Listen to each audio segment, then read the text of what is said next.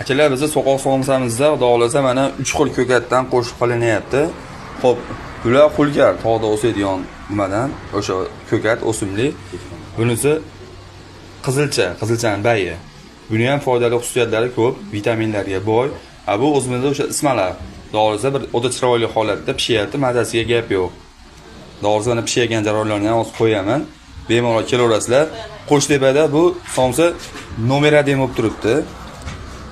Qo'shtepada nomer 1 bo'lib turibdi. Xudo xolasa yeyotganlarga rahmat, olam bor. Hamma maqtayapti. Toshkentda o'sha qo'shloq so'qoq qishlarida qilinayotgan somsadan xudo xolasa bizga boshqacha mazasi selli bo'lib, zo'r bo'lib pishyapti. Mana xudo xolasa opalarimiz ketma-ket ikkita tandirda yopishyapti.